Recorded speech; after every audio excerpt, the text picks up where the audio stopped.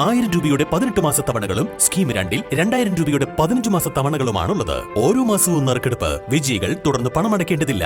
Anupama gold gallery, golden diamond, Edavanna, Thiruvali, Othayi. Areekode Keezhuparamba മുറിഞ്ഞമാടിൽ അധികൃതരുടെ മിന്നൽ പരിശോധനയിൽ കണ്ടെത്തിയത് അനുമതിയില്ലാതെ ഓടുന്ന ബോട്ടുകൾ. ജില്ലാ കളക്ടറുടെ പ്രത്യേക നിർദ്ദേശപ്രകാരം ഏറനാട് തഹസിൽദാർ MK കിഷോറിന്റെ നേതൃത്വത്തിൽ വിവിധ വകുപ്പ് ഉദ്യോഗസ്ഥരാണ് മുറിഞ്ഞമാടിൽ സംയുക്ത പരിശോധന നടത്തിയത്. ട്രോളിംഗ് നിരോധനം നിലനിൽക്കുന്ന ജൂൺ 1 മുതൽ ചാലിയാറിലെ ബോട്ട് സർവീസ് നിർത്തിവെക്കാൻ നിർദ്ദേശം നൽകി.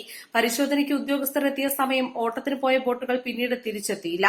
നിർത്തിയിട്ട ഒരു ബോട്ട് മാത്രമാണ് ഉദ്യോഗസ്ഥർക്ക് പരിശോധിക്കാൻ സാധിച്ചത്. പരിശോധനയിൽ ചില രേഖകൾ കുറവുള്ളതിനാൽ അതും കൂടി നേടിയേ ഓടാവൂ എന്ന് നിർദ്ദേശം നൽകി. ജൂൺ 1 മുതൽ സെപ്റ്റംബർ 15 വരെ ട്രോളിംഗിന്റെ ഭാഗമായി എല്ലാ സർവീസുകളും നിർത്തിവെക്കാനും നിർദ്ദേശം നൽകി. ചെറിയ ബോട്ടുകളിലും മറ്റും മതിയായ രേഖകളും സുരക്ഷയുമില്ലാതെ അനധികൃത യാത്രകളും മറ്റും നടത്തുന്നത് ശ്രദ്ധയിൽപ്പെട്ടാൽ കർശന നടപടി ഉണ്ടാകുമെന്നും തഹസിൽദാർ MK കിഷോർ അറിയിച്ചു.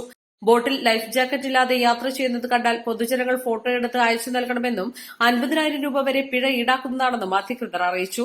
ഗ്രാമപഞ്ചായത്ത് അനുമതി പത്രം നൽകിയാൽ മാത്രമേ ബോട്ട് ഓടിക്കാവൂ എന്നും പോർട്ട് ഓഫീസർ അബ്ദുൽ മനാഫ് അറിയിച്ചു. അപകട മുന്നറിയിപ്പ് ബോർഡ് സ്ഥാപിക്കാൻ DTPCയോടും അനധികൃത ബോട്ട് ജെട്ടികൾ പൊളിച്ചു നീക്കാൻ ഗ്രാമപഞ്ചായത്തിനും സംഘം നിർദ്ദേശം നൽകി. ഒരു ടീമുകൾ പരിശോധന നടത്തിയിട്ടുണ്ട്. അപ്പോൾ മതിയായ രേഖകളിൽ കുറച്ച് കുറവുണ്ട്. അപ്പം നമ്മളത് എല്ലാം പരിശോധിക്കുന്നതിന് വേണ്ടിയിട്ട് എല്ലാ രേഖകളും ഹാജരാക്കാൻ അവർക്ക് നിർദ്ദേശം കൊടുത്തിട്ടുണ്ട്. നാളെ തന്നെ അവർ ഹാജരാക്കി നമ്മളത് പരിശോധിക്കും. എന്തായാലും ഈ 1-ാം തീയതി മുതൽ ബോട്ട് സർവീസ് നടത്താൻ പാടില്ല എന്ന് പറഞ്ഞിട്ടുണ്ട്. അതിന് സുരക്ഷ എല്ലാ മാനദണ്ഡങ്ങളും പാലിച്ചുകൊണ്ട് മാത്രമേ ബോട്ട് സർവീസ് നടത്താൻ പാടുള്ളൂ എന്ന് ഡയറക്ഷൻ കൊടുത്തിട്ടുണ്ട്. എന്തായാലും ബാക്കി ഡോക്യുമെൻറ്റ്സ് വന്നതിന് ശേഷം പരിശോധിച്ച് ബാക്കി തീരുമാനം എടുക്കുന്നതാണ്. അതിൽ ഒരു ബോട്ടിന് പേപ്പറൊന്നുമില്ല, ഒന്ന് തീരാറായിട്ടുണ്ട്. ബാക്കി 2 കൃത്യമായിട്ട് രേഖകളുണ്ട്. പക്ഷേ ബോട്ട് പ്രവർത്തിപ്പിക്കുമ്പോൾ വേണ്ട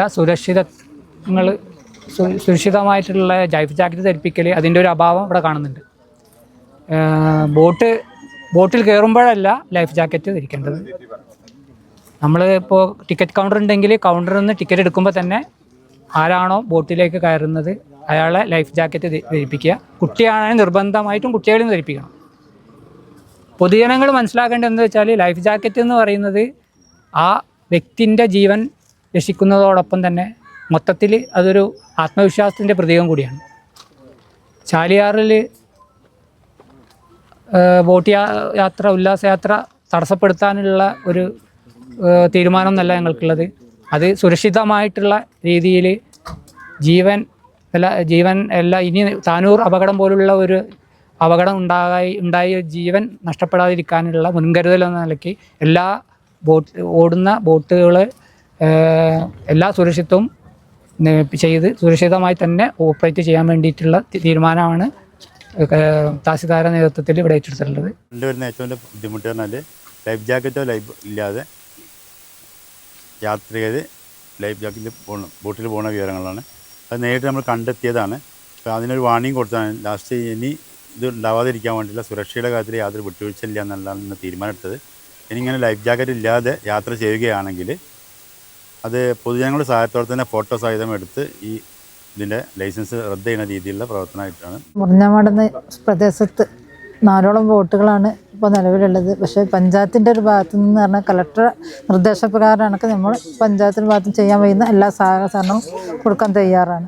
Eranad tahsildar MK Kishore, Keezhuparamba Gramapanchayat president Safiya, Malappuram DTPC secretary Vipin Chandran, Ponnani port officer Abdul Manaf, deputy tahsildar Mariyumma, Manjeri fire officer Pradeep Pambalatha, village officer Abbas, Keezhuparamba Gramapanchayat സ്ഥിരം സമിതി ചെയർപേഴ്സൺ ജംഷീറ ബാനു തുടങ്ങിയവർ പരിശോധനയിൽ പങ്കെടുത്തു.